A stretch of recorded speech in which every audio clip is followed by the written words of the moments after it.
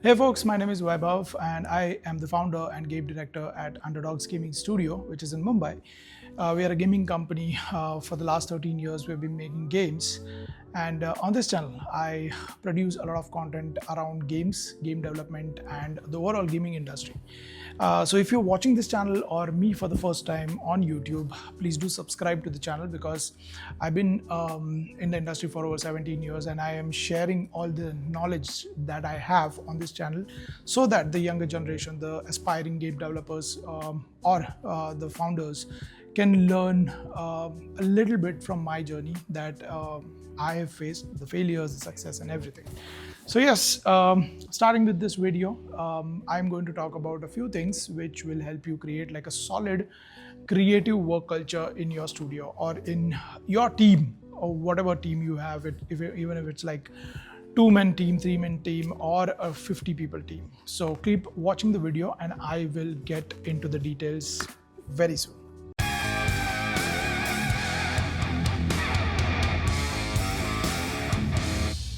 All right, to begin with, encouraging risk-taking and failure is very, very important. Innovation demands risk.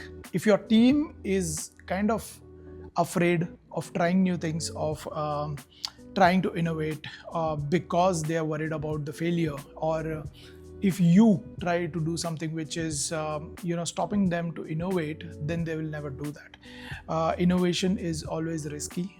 People in your team should be able to take that risk, and your work culture, you should be able to create a culture around your team that they should be able to experiment, innovate, without worrying about failing. The biggest and the greatest games have been built on risky ideas. Now, risky ideas can lead to failures, right? The amount of success that you can get in innovative ideas or risky ideas is very less, but your team should be very much okay or happy or excited to do innovative stuff, and they should not be scared of you bashing them out because they might fail. So failure should be taken as learning step. From every failed idea, they'll learn more and they'll innovate more. Then is building safe space for crazy ideas. Your team should feel very, very, very comfortable around you to throw new ideas, on the games, on the levels, on anything that comes up as a challenge in terms of ideation. They should not be scared of that. If you short those ideas, they might not be willing to share more ideas. So they need to feel a safe space that they should be able to bounce off ideas without caring about the hierarchy. So just to give you an example, a junior game designer should be able to talk to the producer or to the one who is making decisions in the game, or the game director, right? They should be easily bouncing those ideas without worrying about, if I do this, you might shut that idea down, and then their whole confidence goes down. So they should feel it's safe. So creating that kind of environment in your team is very, very important if you are looking for crazy ideas. Biggest of the games, indie games like Portal, Super Hot, even Minecraft are built on crazy ideas.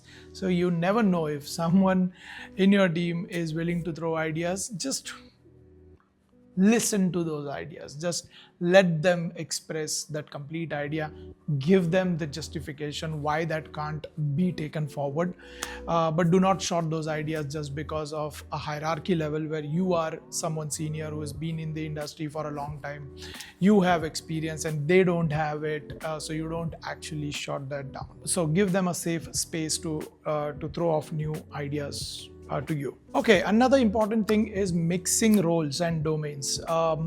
Sometimes you should actually bring people together from different disciplines, just bring them together and just jam together. A team of designers, artists, programmers, hang out, jam, and then bounce off ideas, because you get different perspectives from different challenges. An art team usually faces different set of challenges. A tech team usually faces different set of challenges altogether. Designers have their own challenges, right? If you can bring them all together in one, jamming session, the kind of ideas that can bounce is crazy. So one of the most important thing, like I always say, collaboration. And I keep on talking about how collaboration outside your company, outside in the industry is important, but collaboration within the company is also very, very important.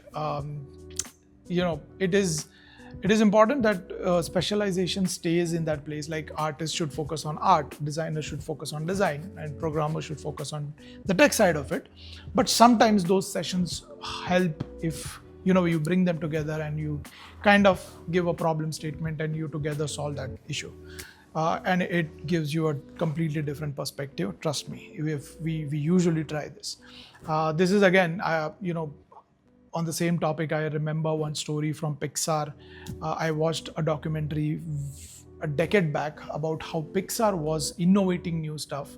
When Pixar was very new, back in say 96, 97, 98, I guess, when they were actually building Finding Nemo, Toy Story and all that movies, they were building those movies. Those were at that time, that was one of the most crazy innovations that happened in the 3D animation space. They made like full feature film in that 3D space, right? But they usually used to follow a very nice formula, and they called it art challenges technology, technology challenges art. So that was like a circle that they used to follow, where a team of artists used to crack something crazy in art, and they used to challenge the technology, the tech team, to use that particular thing in the tech side of it. The tech team used to crack something original, something unique, and they used to ask the art team to use that tech and create amazing fidelity, visual fidelity. So that circle kept on happening in Pixar, and they kept on innovating stuff. So this kind of collaboration within the team is very, very important. All right, next, innovation without execution is just a dream. So prototyping is very, very important. Now, I spoke about how ideas needs to bounce off, but at the same time, if you also provide like a space for people to quick prototype stuff and try out those mechanics, you never know. Sometimes you might end up with a crazy mechanic that would just do wonders. To give you an example of what GTA was doing at that time, they encountered a bug in the game while GTA first was being built, and eventually that bug became like a feature in the game. That's just one example of how quick prototyping on mechanics help you reach to something very unique that the world has not seen. And that is one of the reasons why game jams are very, very popular, because in 24, 48 hours, this is what we do. We use that time to build some crazy mechanic, and eventually sometimes what happens is that crazy mechanics becomes like a very core part of a very unique game, right? So prototyping is important. While you're prototyping stuff, right, it's important that you prototype it faster. So the formula is like you do prototyping because you want to fail fast. You fail fast, you improve faster. Lastly, the crucial part, play games. If you want to make a great movie, you need to watch great movies. If you want to make a great game, you have to play great games, and not just great games, all sorts of games. If you're a game developer, if you're making games, you need to make sure that you play games. If you don't play games, you will not encounter challenges that the development teams of those games which are already out there might have faced, and they've come up with a solution which is in the game which you're playing, right? While you're making a game, you encounter some problem, and if you play more games, right, you will recollect that, okay, they might have found a similar problem, and this is the solution that they found out. And then you can actually, top on that, you can innovate on that particular thing, right? So if you're making games, you need to play games a lot so that you can learn a lot of things a lot of executional techniques that they have already used. And these are smaller details, minute details, which eventually make your game great. So when I say games, it's not just games which are big games. You should play indie games, you should play experimental games, you should play board games. All of these games are important.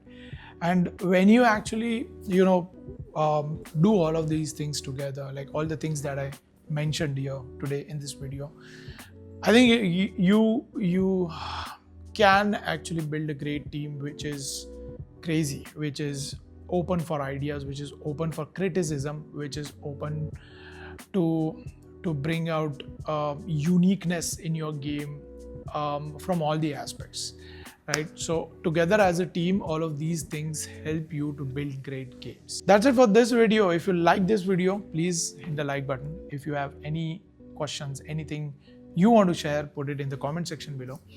If you're watching me for the first time, again, do subscribe to the channel. And if you're not following me on Instagram, please do that.